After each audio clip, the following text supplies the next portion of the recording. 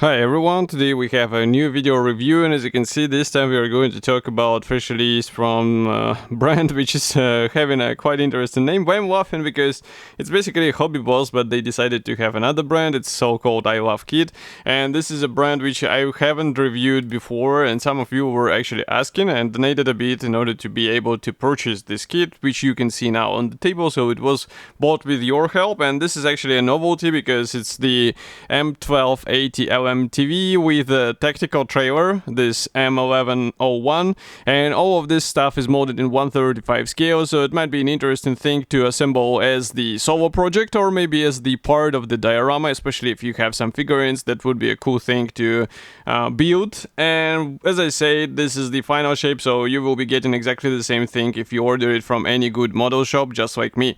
So first of all, the box size is surprisingly small. I was expecting bigger box, to be honest, so here you can see comparison with my hand. We have quite nice box art. Here we also have, by the way, the parts count, which is written as 440 plus. So I guess it's more than 440, but why not to write the specific number? I don't know. But you can see also that the length of the model will be 153.9 millimeters. So it's not such a huge build. And for some modelers, it might be actually a reasonable entrance ticket for a 135 scale builds. Here, by the way, you can see the 3D renders of the assembled model. As you can see, there are even some PE parts engaged in this build, and there are also some interior features included out of the box, of course. And here you can see also some safety information, and here we can see one of the marking options. I hope that there will be more, and here you can also see the decals map and the PE parts map. So this is a top opening box, but I will have to open it off the table because it's a bit of a tight fitment. And if I lift it like this, here is what we have inside. So as you can see, we have the plastic bags sealed, and then we have also probably some car body parts here. But of course we will start with the first plastic bags, and then we will start checking what was in that separate compartment. But of course such packaging style gets separate, let's say, plus from me, because it's always nice to see manufacturers actually caring about the proper condition of the kits arriving to you, because some manufacturers just pack everything together and you know the final result of such style. Here it's not exactly this case, and that's good. So I'm going to open the lenses a bit more and zoom in, because here we have the first plastic sprue, and as you can see it's molded in this tan colored plastic, and we have the one piece bonnet. And I would say this is a good design because it will help you to get the proper fitment and you won't get any weird gaps in such a visible area. So this is definitely a good thing. We also have here the wheel fenders and also some parts for the external flares. We also have here the rear view mirrors. And for the rear view mirrors, as you can see, they are molded together with the mounts, which are quite thin. If I zoom in, you can see what I'm talking about here. And maybe it's also worth giving you the look at the bonnet as well. So we have the radiator grille here molded separately, so this is quite interesting design, but of course it will also ensure that you get the proper result. And here you can also see the instrument panel. So I'm zooming out, and the next sprue is the frame F. So I'm going to move this one aside. And the frame F. So here we have the rear section and also rear bed if you prefer, and also we have some separate panels as well. So overall the quality looks nice. We also have some parts for the road wheels, for the suspension, and I do not see any possible molding damage here. It's quite interesting that here and here we have the empty spaces, but I guess it was needed in order to house this rear section or rear part, so it's quite understandable. And of course it's always nice to get such a complex shaped part as a one-piece part. I know that some of you actually complain that it is taking away, let's say, the whole point of modeling, because you are getting just the single piece sub-assemblies which are getting together with a few actions, but this is also helping you to focus on a bit more important activities, for example on painting and weathering. So I guess there is own advantage of such approach, but I would be happy to hear your opinion, of course. And next I'm trying to open the plastic sprue which has this foam on the side, because here, as you can see, we have the thin parts. We also have some door cards, and the separate doors on 135 scale is definitely a must. So I'm always surprised that some brands still manage to include the kits with the pre-molded doors, but here it's not exactly the case, and it's actually good. And why I'm a bit slow, because I'm opening the next plastic bag and we have the clear parts there, but one of the clear parts broke off due to the tight packaging a bit, and it's intact, but I will show you what I'm talking about here. So here is the clear sprue, and of course the molding quality looks as good as in other Hobby Boss kits, but here you can see that this part is present here and this one is broken off. It's basically the same element from the other side, but it's not broken or damaged, it's just detached from the frame, so it's not such a serious damage, but still interesting to note. And next I can see the parts for the trailer. The main difference of this kit from the previous releases with this vehicle. So I'm going to move this frame aside and show you the frame F. So what we have here is the framings for the tarpaulin on the trailer. So it might look like a simple and quite, I would say, straightforward item, but it still looks nice. And usually I'm saying that it might be worth replacing it with a metal wire, but I think here it's not the case, and you can even use these plastic parts and it will look quite in place. But of course the final decision is after you, because some modders just prefer to use metal because they can replicate the bent and, let's say, somehow damaged parts. And of course that's a metal, so it will be visible through the paint coat, so it might be handy for some weathering ideas as well. Next plastic sprue is notable because here we get the rear bed for the rear section, obviously, and I think it's not actually the rear bed, it should be all of this is actually the trailer parts, because I'm seeing here the towing angle, and also we have the separate walls. Here we have the jerry cans and also the separate wheel rims, so that's why I think it's all the trailer parts. Nevertheless, they are looking great. Just as good as the, let's say, main kit with the vehicle. So it's just a matter of getting everything together. And the next plastic sprue is quite interesting because it comes in two pieces. And here we get set of the interior parts as well as the suspension parts and the road wheels. And as you can see, everything looks quite nice. So I'm going to zoom in so that you can see what I'm talking about here. All of these suspension arms are molded with the nice precision. I can see that there are some pins to be removed, but this is not a difficult task. I'm not sure about these openings here. I need to check some references, or if you know, feel free to write if it will be necessary to drill out these openings here, because as you can see they're molded shut. But also overall we have a really nice quality of the wheel rims, of the seats. And well, for the interior, even though we get the full interior here, it might be a good idea to plan how you will be painting all of this stuff together, because otherwise when you get all of the parts in place in the vehicle, it will be really difficult to reach some areas, and this is not a thing you would like to find out in your build, obviously. Next we have another plastic sprue for the vehicle. Again, the separate doors and also some parts for the main chassis. So as far as you can see, the large elements, large parts for the doors are actually good looking things, and I think with the figurines they might be actually useful because you will be able to open them and place some soldiers inside. But again, this is already your decision whether you would like to go this way. In my opinion, it might be actually a good idea to add some figurines in order to add a bit of a sense of the scale, if we can put it this way. So definitely consider this if you would like to get a bit more sophisticated appearance.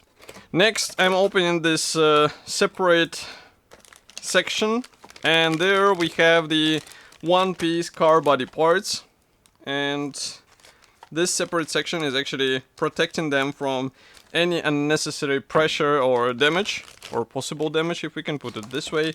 But I will show first one here right now. So as you can see, this is the main car body, element or the frame. Of course, all of the doors are separate, floor panel is separate, the windscreen is separate, but the hatch here is pre-molded. This is really interesting. They could have made it separate as well, because it would be very handy in order to show what is inside. But as you can see here, we get also some pre-molded name of the model, so for some others this will be definitely not a good thing, especially if they would like to show what is inside. Yes, it is barely visible, but I know some guys who actually hate such things, and then they spend plenty of time trying to sand and hide all of these marks. Next, we have also the tarpaulin cover. So this one might be handy for the covered version of the trailer. As you can see, it is molded as a single piece part. This is really great, because usually this element is separated into several panels. That's not the case, as you can see in today's kit, and it will give you a bit more realistic appearance, save you a bit of time, and of course you can also invest this time into painting your model properly and replicating the tarpaulin in a bit more convincing appearance. Next, I'm opening the first set of the vinyl tires, because there are actually two sets of the vinyl tires, one for the vehicle and one for the trailer. So here we have the trailer tires, and if camera will focus, now you can see that here we have some surface details on the tire walls, and the tire pattern also looks really great. So it's just a matter of getting this part on the wheel rim and you will be good to go. But again, if you have some extra money to spend, if we can put it this way, then definitely go for 3D printed parts, because this will give you a bit more sophisticated look in terms of the weight effect, and also a bit easier to paint and weather on your vehicle. Here we have also the tires for the vehicle. As you can see, these are typical Michelin tires, and we have these details on the tire walls, and we have also nice tire pattern. I wouldn't say that these are ugly or something else. I mean, these are typical, well, not exactly typical either, because they have good features on the tire walls. So all I can say is that they are useful or handy for the standard build, but in case you expect something sophisticated, then you have to spend a bit more. Next, we continue with the floor panel for the vehicle. As you can see, again, nice surface details here, and from the opposite side we do not have that many features. We also have here the push marks, which will have to be cut off because they're not exactly smooth, but this is not a difficult task to do. Next, we continue with the PE fret, which is surprisingly not sealed in the plastic bag. It's taped, and I will show it in a second. So the unpainted PE fret will be handy, as you remember, not only for the external features but also for the interior, but these parts are always welcome in 1/35 scale. They are very useful in order to add some fine features, so this is something what I'm always happy to see included in the box. But the question is that some parts are quite tiny, so be ready to work with tweezers as well. And the last plastic bag is dedicated to the decals and the small bonus from the manufacturer, which is actually quite handy, so I will show it in a second. And maybe some of you might have already guessed what I will be showing. So first of all, the bonus is the mask sheet. So as you can see, these are not pre-cut, but still it's very useful for the nice paintwork on your vehicle. And the next one is the decal sheet. So this one I need to cut through the sticky tape, because as usual, Hobby Boss glues the backing paper with the sticky tape, and sometimes it's very difficult to remove it. Nevertheless, here we have the stencils. Also we have some interior decals, and printing quality looks quite fine to me. As you can see, the stencils are readable, so this is not a problem to apply on the vehicle, and I think it will be enough for the standard project. And then we also have the marking guide. So for this, I'm closing the lenses a bit, zooming out, and there is only one marking option, surprisingly. Here you can see it. We will have to look around for some references in order to find something different, but this is really strange. I mean, in 1/35 scale for this price I would expect at least 2 markings, but that wouldn't be cool either. But here we get only 1 marking, so I wonder why it was done like this. But next we continue with the assembly manual. This one is black and white. We have also here the read before assembly instructions, and also we have the parts map. Assembly process starts with the vehicle itself. So as you can see, straight away you are working with the decals, so that's why it might be good to find some reference photos for the interior details or features. Next we have the floor panel. Also we assemble the seats together, and for the seats, as far as you can see, the seat belts are pre-molded, but it might be also worth checking some PE add-on in order to replicate something different. I'm still quite surprised that this top hatch is molded shut.